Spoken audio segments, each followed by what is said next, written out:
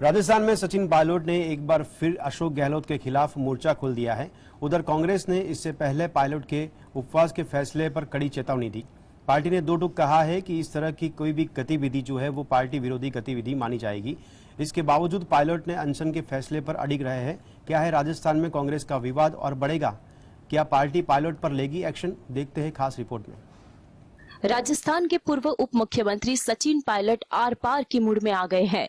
Pilot ने जयपुर के शहीद स्मारक में अपना एक दिन का अनशन किया। सचिन पायलट तत्कालीन सीएम वसुंधरा राजे के शासन में हुए घोटाले की जांच की मांग को लेकर वर्तमान सीएम गहलोत सरकार के खिलाफ अनशन पर बैठे हैं। पायलट वसुंधरा राजे के कार्यकाल में हुए घोटाले की जांच का मुद्दा उठा रहे हैं। पायलट ने वसुंधरा राजे पर करप्शन और कुशासन का आरोप लगाते हुए गहलोत के पुराने वीडियो चलाकर पूछा है कि इन मामलों की जांच क्यों नहीं हुई। उन्होंने कहा, कांग्रेस के पास पूर्व की बीजेपी सरकार के खिलाफ सबूत थे, लेकिन उस पर कार्रवाई नहीं की। राजस्थान में सचिन पायलट और अशोक गहलोत के बीच सियासी वर्चस्व की यह जंग 2018 के चुनाव के बाद से ही चली आ रही है। Bureau report, GSTV।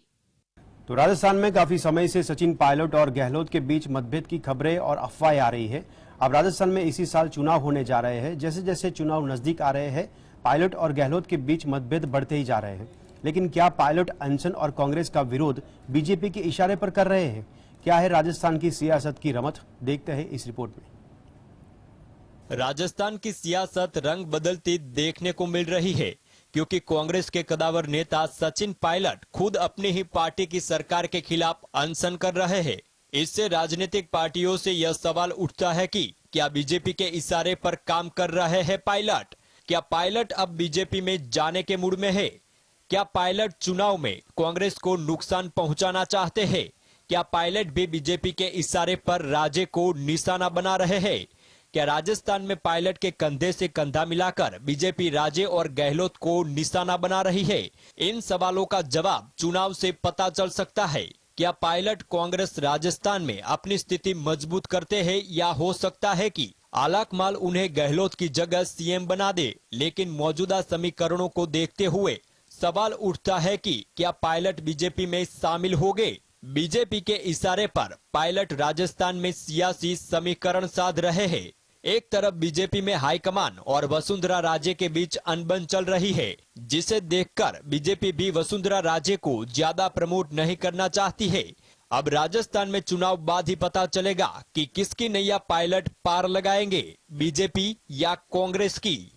Bureau report. आखिरकार केंद्रीय चुनाव आयोग ने सोमवार को एनसीपी, टीएमसी और सीपीआई से राष्ट्रीय पार्टी का दर्जा तो छीन लिया है।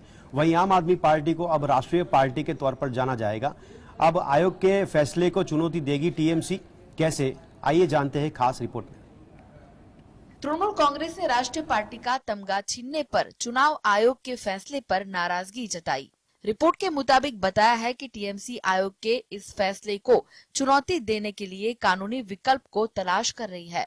कहना है कि पार्टी ने कई राज्यों में बेहतर प्रदर्शन किया था। हालांकि सीएम ममता बनर्जी ने इस फैसले पर कोई आधिकारिक बयान नहीं दिया है। वहीं भाजपा प्रदेश अध्यक्ष सुकांत मजूमदार ने ट्वीट किया, टीएमसी ने राष्ट्रीय पार्टी का दर्जा खो दिया और एक क्षेत्रीय पार्टी के रूप में पहचानी जाएगी।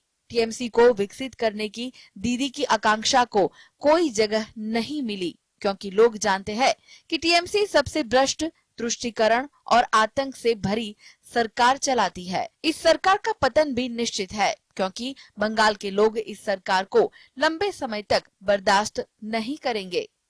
Bureau report, GSTV।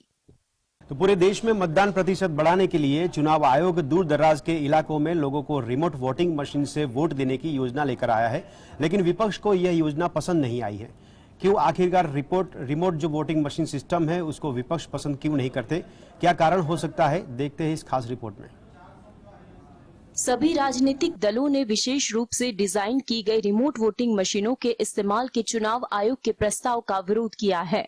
आरवीएम की मदद से अपने निर्वाचन क्षेत्र से बाहर रहने वाले लोग भी बाहर से मतदान कर सकेंगे। चुनाव आयोग के सूत्रों का दावा है कि ज्यादातर पार्टियों ने इस योजना पर असहमति जताई है। उनका मानना है कि इस तरह से बाहर से मतदान कराने से मतदान में भ्रम की स्थिति बढ़ेगी। जब चुनाव आयोग ने पहली बार दिसंबर में प्रस्ताव पेश किया तो ज्यादातर राजनीतिक दलों ने इसका विरोध किया। आयोग के सूत्रों के मुताबिक करीब 30 करोड़ मतदाता लोकसभा चुनाव में मतदान नहीं कर पा रहे हैं क्योंकि वे बाहर रह रहे हैं।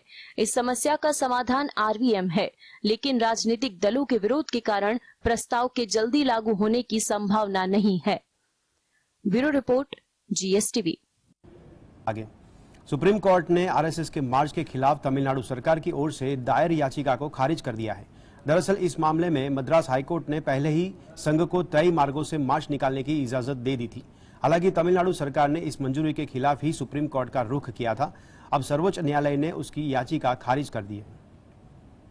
सुप्रीम कोर्ट ने राष्ट्रीय स्वयंसेवक संघ के मार्च के खिलाफ तमिलनाडु सरकार की ओर से दायर याचिका को खारिज कर दिया है। मद्रास हाईकोर्ट ने पहले ही संघ को तय मार्गों से मार्च निकालने की इजाजत दे दी थी। हालांकि तमिलनाडु सरकार ने इस मंजूरी के खिलाफ ही सुप्रीम कोर्ट का रुख किया था। राष्ट्रीय स्वयंसेवक संघ ने बीती 2 अक्टूबर को तमिलनाडु में 51 जगह पर रूट मार्च रैली निकालने का ऐलान किया था। इस पर राज्य की डीएमके सरकार ने रोक लगा दी थी। डीएमके सरकार ने सांप्रदायिक सद्भाव बिगाड़ने की आशंका के चलते आरएसएस की रैली को मंजूरी देने से इनकार कर दिया। डीएमके सरकार ने आरएसएस की रैली को इजाजत देने से इनकार की वजह बताते हुए कहा कि जब सरकार राज्य में कानून व्यवस्था बनाए रखने के लिए प्रयास कर रही है, ऐसे वक्त में आरएसएस और अन्य संगठनों को रैली निकालने और जनसभा करने की इजाजत नहीं दी जा सकती। Bureau report, GSTV। उत्तराखंड में अवैध मजारों के मामले ने तूल पकड़ रखा है। प्रशासन की टीमें लगातार अवैध मजारों की मार्किंग कर उनके खिलाफ कार्यवाही में जुटी हुई है। इसी बीच एक मजार से जुड़ा हैरान करने देने वाला मामला सामने आया। यहां की मौलाना ने जो दावा किया है वो किसी को भी हैरान कर सकता है। देखते हैं स्पेशल रिपोर्ट में। रामनगर और कालाडूंगी के बाद उत्तराखंड की राजधानी देहरादून में भी मजार के नाम पर अतिक्रमण चरम पर है। यहां अवैध मजार बनाम अवैध मंदिर की कहानी भी सामने आ रही है। मजार से जुड़ा एक हैरान कर देने वाला मामला सामने आया है। यहां के मौलाना ने एक निजी चैनल के इंटरव्यू में बताया है कि यहां हर चीज का इलाज है।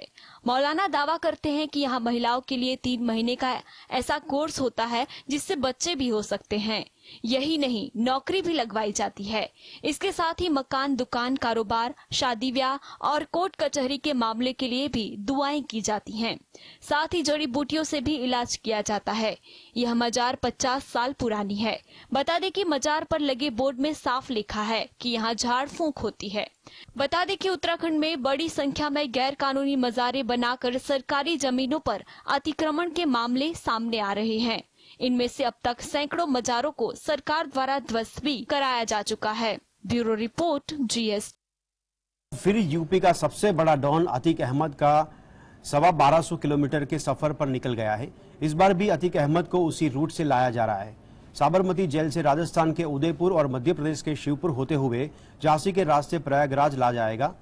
अतीक को पहले लाने वाली पुलिस की जो टीम थी उसी को इस बार भेजा गया है।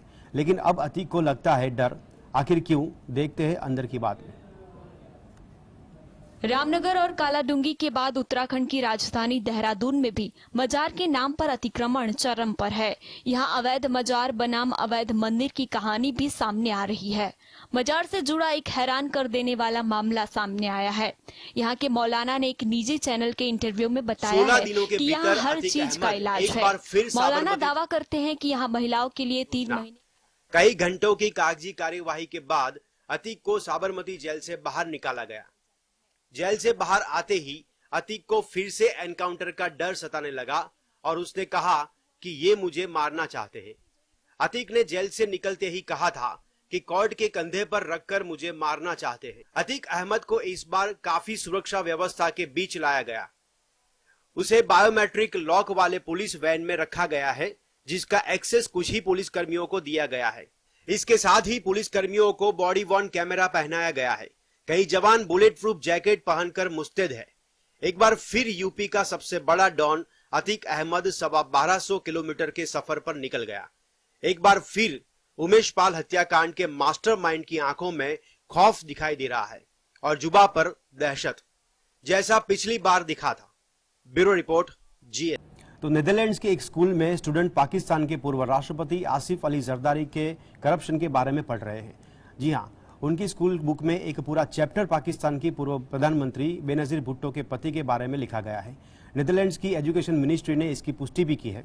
उसके मुताबिक जरदारी के बारे में एक चैप्टर सिलेबस में रखा गया है ताकि बच्चे करप्शन की बुराइयों के बारे में तफसील से समझ सके।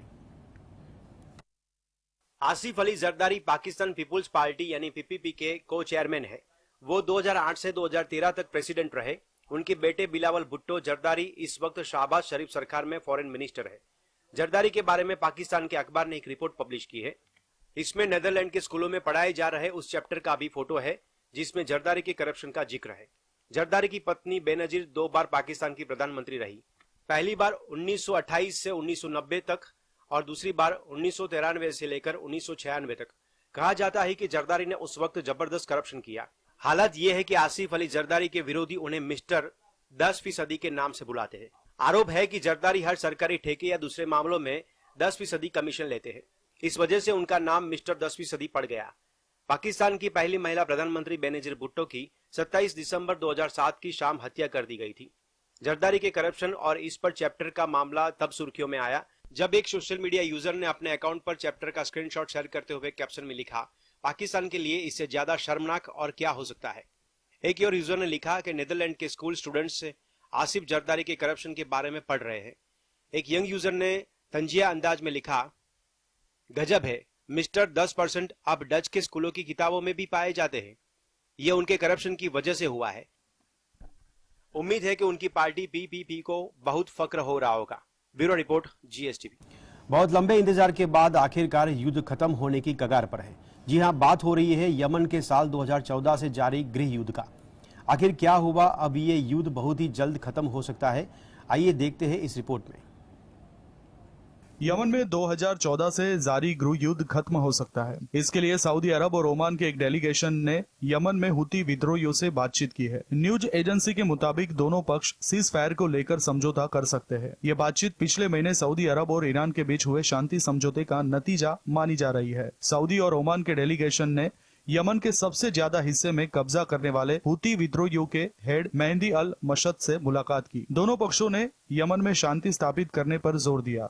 हालांकि सऊदी डेलीगेशन और हुती विद्रोहियों के बीच हुई डील को सार्वजनिक नहीं किया गया है। 9 साल तक चली जंग के बाद मिलकर देश को नए सिरे से खड़ा किया जाएगा। सरकारी कर्मचारियों को वेतन दिया जाएगा। सारे एयरपोर्ट्स और बंदरगाहों को खोल दिया जाएगा। देश से सारी बाहरी ताकतों को निकाला जाएगा। राजनीतिक स्थिरता के लिए बदलाव किए जाएंगे। 11 मार्च को चीन की राजधानी बीजिंग में ईरान और सऊदी अरब के बीच अहम समझौता हुआ, जो चीन ने करवाया। 2016 के बाद दोनों ने एक दूसरे के मुल्क में अपनी अपनी एम्बेसी फिर से खोलने के लिए राजी हो गए थे। इससे दोनों देशों के बीच 60 साल से जारी टकराव कम हुआ। Bureau report,